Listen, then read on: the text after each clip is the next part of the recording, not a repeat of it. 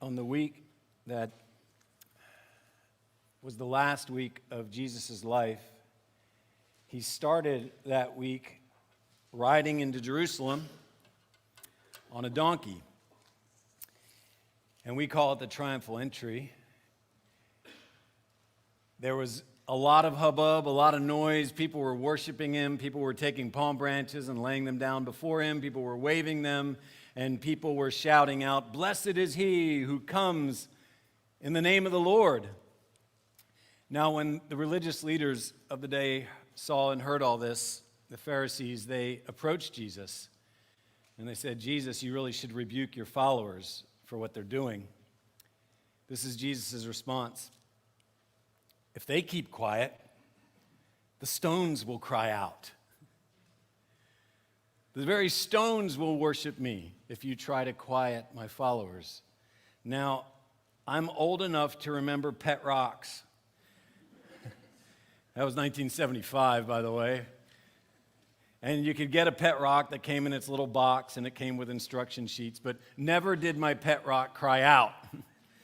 I never heard it exactly worshiping God, but the Bible talks about rocks crying out in worship. Isaiah the prophet talks about mountains bursting forth into song. He talks about trees clapping their hands. The Psalms are also full of such language that describe the sun, the moon, the stars, water, sky, and all sorts of animals worshiping God. It's as if all of this was made for that purpose. And so were we. So was the church.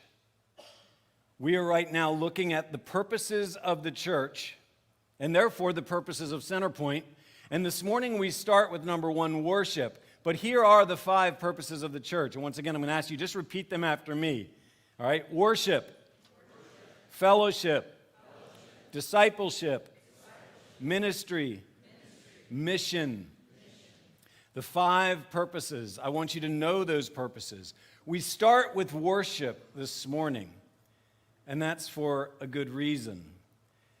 Because in many ways, all of the other purposes serve to support this one purpose, worship. It's what we were made for. The purpose of worship does not depend on your gifting or your calling or your interests. And it is the one purpose that will outlast all. We will never stop fulfilling this purpose, worship. So what is it when we talk about worship? I think Isaac Watts, who wrote a whole lot of hymns, gave us some great words on this. In one of his hymns, he has the line, "Love so amazing, so divine, demands my life, my soul, my all." That's worship. That the love of God through the person of Jesus Christ demands everything of me, my whole life, my all. So this means all of me giving all that I have to all that He is. This is worship. It's actively pursuing that which I value above all things. And having said that, that means all of us are born worshipers. If I'm going to actively pursue that which I value above all things, when I am born as a baby, I am actively pursuing that which I value above all things, comfort and food. And some of you never stopped. Comfort and food. That's like, this is all I need. But the ultimate purpose is worship, because we should value God above all things. Louis Giglio says, worship is our response, both personal and corporate, to God for who He is and what He has done, expressed in and by the things we say and the way we live. So worship is a response to this God whom we value above all things. Psalm 105 puts it this way: glory in His holy name. This is worship. The word glory there is the Hebrew word halal, which literally translates shine, sometimes translated boast. shine in his holy name, boast in his holy name. In Jeremiah, it's translated boast. These are verses you're familiar with, chapter 9, 23. Let not the wise man boast, let not him glory, let not him shine in his wisdom. Let not the mighty man shine in his might. Let not the rich man shine in his riches, but let him who shines shine in this, that he understands and knows me, that I am the Lord. Oh, that people would see that emanating from our lives. Some brilliant shine that comes forth that shows, I know God, and he is my Lord. That is worship. It is responding to what I know, or in this case, whom I know. God, to know him, to love him, and therefore to worship him. When Paul walked into Athens and he saw that the Athenians had built an altar to an unknown God, he rebuked them. He's like, you worship what you don't even know. How can this even be worship? You don't even know the one you're worshiping. And so what does he decide to do? He goes on to preach. You want to know somebody that's worthy of worship? So he preaches to them Jesus. This is the one you need to love. This is the one you need to worship. And I love that in order for Paul to get them to worship, he first must help them know the one that they will worship. So when I get up to preach, or whoever gets up here to preach on a Sunday morning, please don't view it as an interruption to worship. It is an integral part of it, because through the Word, you will know God, and in knowing him, your response should be worship. It was John Stott who said, Word, or the Word, capital W, evokes worship. So this all lends to our being able to worship. It was Robert Weber who said, for years the church has emphasized evangelism, teaching, fellowship, missions, and service to society to the neglect of the very source of its power, worship. I agree with him in some ways, but I would like to say that all of those things he mentioned, fellowship, discipleship, ministry, and mission, is for the purpose of worship. The evangelization of the world and the edification of the church is ultimately for the purpose of having worshipers of God. It's all leading to that. So, if worship is the preeminent purpose, and Jesus is the preeminent point or object of worship, it only makes sense to know what Jesus said about worship. I would like to say, Jesus, teach me about worship. And he does. John chapter 4 is where Jesus teaches us on worship. And in that chapter, we read these verses, John 4:23. But the hour is coming and is now here when the true worshipers will worship the Father in spirit and in truth, for the Father is seeking such people to worship him. Those who are responding to truth and those whose worship is truly coming from their spirit, it's not just outward. That's who God is seeking. God is seeking worshipers, as is evident from the context of chapter 4, in very ordinary places. This is why we go to ordinary places throughout the world to evangelize, so that he might have more worshipers, to give God what he is seeking. Remember, that's what Jesus said. He is seeking worshipers. Now, he doesn't need any of us to worship him. He is perfectly worthy of worship without us announcing that he is worthy. He is perfectly honorable without us announcing that he is honorable. He is already these things. He deserves it because it is who he is. Psalm 96:8 says, give to the Lord the glory he deserves. He deserves it. He deserves glory, and we fulfill this amazing purpose of the church when we worship, when we glorify him. Now, this is also good for us. The National Institute of Health did a survey in 2013 about purpose. And here's what it says. The data suggests a proximal mechanism by which purpose in life may afford protection from negative events and confer resilience through enhanced automatic emotion regulation after negative emotional provocation. Okay, so basically what that all means is this. People with purpose navigate stress and difficulty better. That's what that meant. And they are less depressed. People with purpose navigate stress and difficulty better and are less depressed. So, if your greatest purpose is worship, enter into worship because he's worthy of it, and find that your life is far more regulated. You are far more at peace.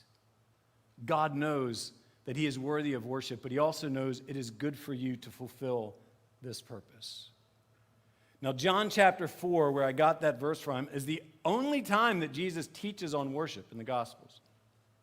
It's the only time. He rebukes a couple Pharisees saying, your lips announce it, but your heart's far from me. But this is the only place that he actually teaches on it. And where does he do it? He doesn't teach on worship in the synagogue. He doesn't go to Jerusalem. He doesn't go to the religious elite of the day. He is at this little podunk watering hole in Samaria. It's like on the other side of the tracks. It's where he's gone. I'm going to go teach people how to worship me over there, where people don't go, because he's seeking worshipers in places that we likely wouldn't even expect. So here's what he does. He's got his disciples. They leave Jerusalem. They're going up to Galilee. They go through this area where the Samaritans live, and Jews and Samaritans don't mix. And he arrives at a well, and his disciples go on into town to get some food. And he stays at the well. He's tired. And a Samaritan woman comes out by herself to get some water. And he asks her, he says, "Would you give me a drink of water?" And she says, "Well, that's kind of weird. Jews don't ask, you don't talk to us. We don't relate that way. Why would you ask me for a drink of water?" And Jesus says to her, if you knew the one who was speaking to you, with you right now, you would ask me for a drink of water, and I would give it to you, and you would never, ever thirst again. And of course, she says, "I'm in line, and I'm the only one here, so I'll take a drink of that water." And then Jesus says, "Okay, go get your husband and come back." Ooh, now there's stuff going on inside her. And she's like, "Well," and he says, I know what's going on in your heart. I know that you've had 5 husbands, and the one you're with right now is not your husband. He's going to teach her about worship, but what he does first is he brings her to this place of vulnerability, of weakness, of I'm exposed. I am known here. He knows everything about me. How can I hide? How can I crawl in a hole right now? What does this mean for me? She's going to have to respond. And so her heart feels vulnerable. God is seeking worshipers among people just like that. In ordinary places, ordinary people. This should encourage us. It's great that the first and primary purpose of worship anyone can do. It doesn't require some degree or some sort of specific training or ordination. Anyone can do this. And so Jesus is inviting this woman to be a true worshiper. He's inviting her to fulfill her ultimate purpose in life. He knows her past. He knows her present. He knows she's been with 5 men. He knows she's been seeking security and identity in other things. Some commentators even say when he makes the comment, "And the man you are with right now is not your husband," he's talking about himself. He's like, "I'm the one you really need. You've been searching and searching. I know you more than anybody. You need to bow the knee to me." This is vulnerable. And when she's asked about her husband, she actually gives a partial truth. "No, I don't have a husband." We do the same thing. When we're invited into this vulnerable space of being all that we are and being exposed to all that he is, we oftentimes want to maintain our dignity. We're unwilling to be that vulnerable. Like, "God, I'm here this morning, but please don't bring up my sins. I'm here this morning, but please don't bring up my imperfections or my addictions this morning. I really don't want to face those." I'm here. Isn't that enough? And God's like, no. We're going deeper. I want you to be totally vulnerable to me because this is the start of worship. That you recognize all I am and you recognize that I know all that you are. And these two are going to come in contact when we worship. And so Jesus' invitation to her and to us is to fulfill our purpose of worship. And this requires humility. This requires vulnerability. Andy Crouch, in his book Strong and Weak, defines vulnerability as exposure to meaningful risk. Exposure to meaningful risk. What is at risk for this Samaritan woman? Being fully known. Here I am. You have all access. You know me. Being fully loved, which probably feels pretty scary for her after 5 husbands. But being fully fulfilled. Finally stepping in to true identity and security and responding to that with all that she is, with true worship. Love so amazing, so divine, demands my life, my soul, my all. My all. So like any ordinary person who's feeling what she feels in that moment, feeling kind of vulnerable, it almost seems like she changes the subject because she says, "Sir, I perceive that you are a prophet. Our fathers," all of a sudden the subject's all for her, right? "Our fathers worshipped on this mountain, but you say that in Jerusalem is the place where people ought to worship." Maybe she's trying to change the subject, or we could give her the benefit of the doubt. Maybe she really does want to know this. She really wants to understand what it means to worship God. She really wants to press in. She's like saying, "Help me worship Jesus. Help me." She is seeing God in the person of Jesus. She is hearing the words of God from the person of Jesus. She is speaking actually to God in this moment. And so she's responding the best that she can. And in her vulnerable state, she says this, verse 25, "I know that Messiah is coming, he who is called Christ. And when he comes, he will tell us all things." Here's what Jesus says. "I who speak to you am he." Boom. This is powerful. He's going to teach her about worship. But 2 things had to happen. She had to be vulnerable, and she had to see him for who he was. And in this moment, there's no denying it. "I who speak to you am he." Now she knows the truth. Now her spirit has to respond, and beautifully it responds in worship. She shines. She boasts. You don't see it, like she doesn't just start singing, but by verse 39, here is how she worships. "Many Samaritans from that town believed in him because of the woman's testimony." That testimony is worship, and here is her testimony. "He told me all that I ever did." Wow. She's not going, "Let me introduce you to the Messiah." The main thing she wants to say to people is, "I was exposed. I was made vulnerable. There I was. He knew everything about me. What else could I do?" But respond. He was the one I needed in that moment. Oh, that we personally and corporately could be that vulnerable. God, how could you know me so intimately and still love me? How could you come to me at some ordinary place, out of the way, take the time? You weren't even with your other disciples. You left the 99 to come get the one. How could this be? And how could we not respond in worship to him? I mean, think of all the ways that Jesus could have taught on worship. And this is how he does it. He chooses this one moment in time with a questionable person at a very mundane location. And I think he's doing that right here. I mean, we're on a dead-end street. Pretty mundane location right here. And he's meeting very ordinary people. You'd be surprised if you're thinking, "You don't know me, you don't know my issues." Yeah, you don't know half the issues in this room. There's a lot of ordinary people here struggling, needing to come before Jesus and go, you see me as I am, and worship him. So he's inviting you to do that this morning because God calls us to stop worshiping ordinary things.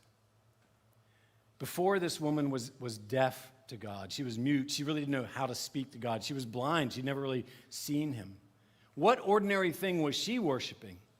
Well, we've already pointed out what it was. Her bed had become this pagan altar of worship where she had submitted to men over and over, looking for some sense of security, some sense of identity, but it only served to leave her feeling alone and wanting until Jesus shows up.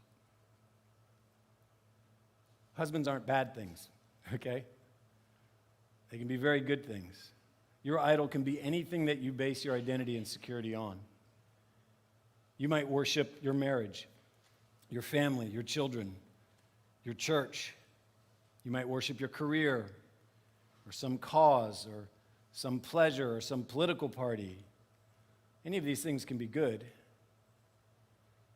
Tim Keller, in his book on doctrine, remember this: if you don't live for Jesus, you will live for something else. If you live for your career and you don't do well in it, it will punish you all of your life, and you will feel like a failure. If you live for your children and they don't turn out all right, you could be absolutely in torment because you feel worthless as a person. If Jesus is your center and Lord and you fail him, he will forgive you. Your career can't die for your sins. You might say, if I were a Christian, I'd be going around pursued by guilt all the time. But we're all being pursued by guilt because we must have an identity, and there must be some standard to live up to by which we get that identity. Whatever you base your life on, you have to live up to that. Jesus is the one Lord you can live for, who died for you, who breathed his last for you. So let's be careful, and let's keep priorities right. What keeps us from worshiping God? I want to close with these ideas of what keeps us from worshiping God. One of the reasons is we limit, like the woman at the well, worship to times and places and cultural expressions. In verse 19, "Sir, I perceive that you're a prophet. Our fathers worshipped on this mountain, but you say in Jerusalem." As if it's just about going to a place or doing a certain thing. And therefore, it limits our worship. We're creatures of habit. So that I'll go to Sunday morning worship, and then the rest of the week, I just kind of forget about it. I remember, and I've told this story before, being at a camp conference with a good friend, Dan Prevorse, and we were in one of the sessions, so we had sung worship songs, we had listened to a message, and we stepped out of the building, and the ground sloped away to a valley, and there was this beautiful, beautiful sunset. Gorgeous. And I walked up to Dan, and I said, "Man, we should have worshiped out here." And he said, "I am." A good call. Oh, that we would see it that way.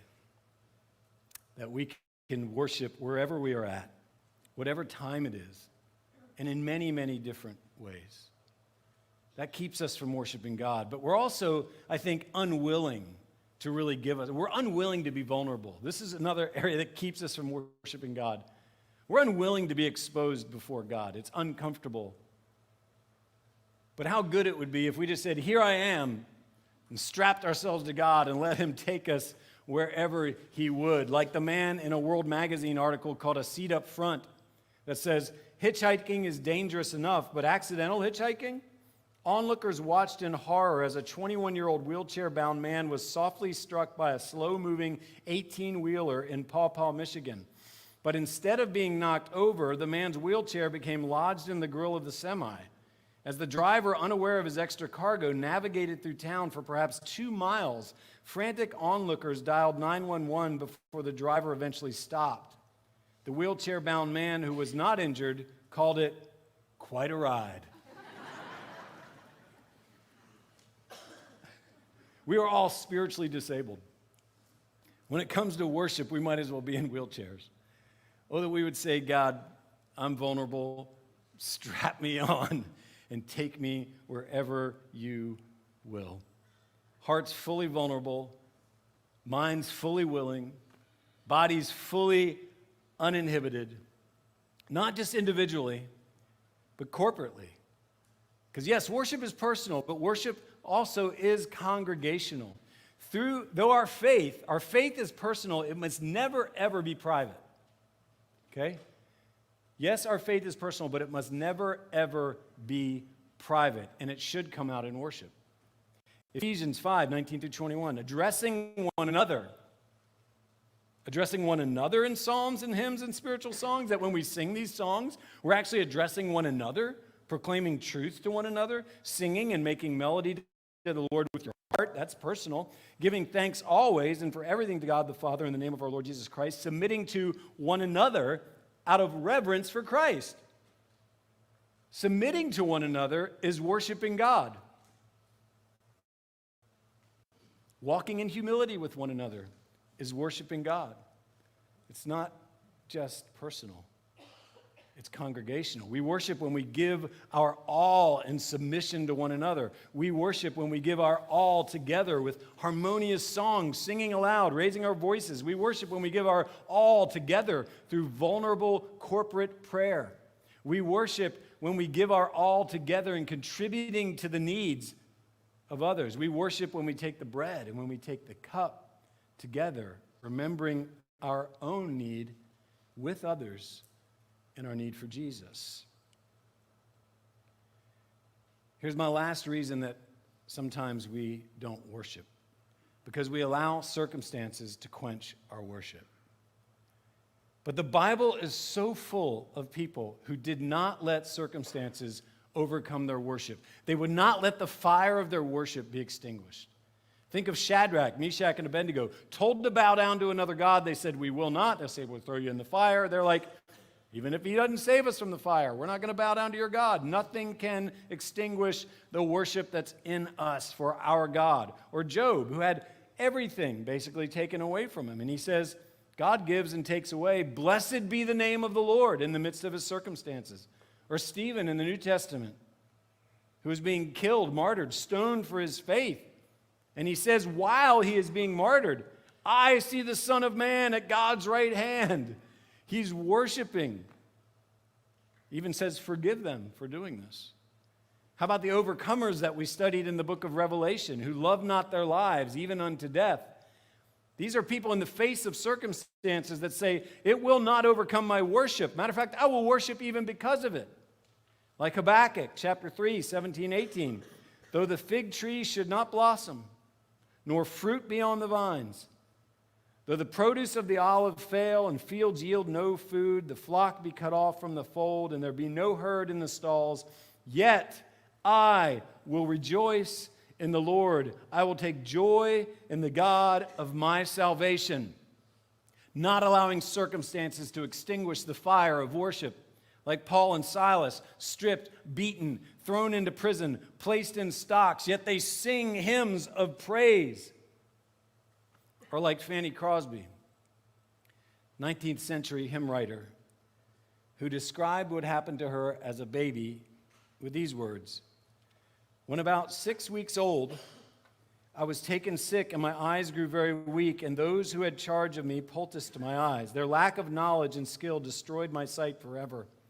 As I grew older, they told me I should never see the faces of my friends, the flowers of the field, the blue of the skies, or the golden beauty of the stars. Soon I learned what other children possessed, but I made up my mind to store away a little jewel in my heart, which I called content. In fact, Fanny Crosby was only 8 years old when she wrote these words in a hymn. Oh, what a happy soul am I. Although I cannot see, I am resolved that in the world contented I will be. How many blessings I enjoy that other people don't. To weep and sigh because I'm blind, I cannot and won't. She went on to write 8,000 hymns. Once she was asked if she wished she had not been blind, And she said this: "The good thing about being blind is that the very first face I will see will be the face of Jesus." Oh, to learn from such saints, to realize that our circumstances should never extinguish our worship, personally, and then in walking in vulnerability together, corporately. No, I'm not saying just to cover up your hurt or your disappointment, just put on a happy face, things are rotten, but hey, look up, chin up. No, we have good examples from the Psalms that we can be honest with God and still worship. The psalmist in Psalm 89 starts that psalm with this verse: "I will sing of the Lord's great love forever." By verse 49, it says, "O Lord, where is your former great love?" That's some honesty right there. I will worship, and in the midst of my worship, I'm going, God, where are you? Where's your love right now? I don't feel it, but I'm going to keep worshiping. I'm going to depend on you. I'm going to believe that what you say is true. So if worship is our preeminent sacred purpose for the church, we must believe that the gates of hell will not stand against it. The gates of hell will not stand against the church, and therefore, whatever circumstances in my life, the gates of hell are not going to stand against me fulfilling the purpose of worshiping God. If the church is sacred, then its purpose is sacred. Therefore, we dare not treat it lightly. So we sing all the more. We read Scripture aloud all the more. We take communion together. We pray together. We baptize one another. We preach. We give. And we testify and thus fulfill the sacred purpose of worship for God's sacred church. So no matter what other purposes are going to occupy your life tomorrow, I know you have water wells that you will visit tomorrow, just like that woman. You will go about your life doing the mundane things of life. Whatever purpose occupies your day, remember 1 Corinthians 10:31, whether you eat or you drink or whatever you do, do all to the glory of God. Let's shine for God. Let's boast in Him. Let's glory in Him. Let's worship Him. Because we know God is seeking worshipers. Ordinary people in ordinary places. Whether it's your workplace, whether it's your garage, whether it's with a remote control in your hand watching football this afternoon, whether it's your bedroom, whether it's your car, whether it's your school, whether it's your gym, whether it's right here in this church with very ordinary people, people just like you, we have an extraordinary purpose. Let's fulfill it. Let's worship.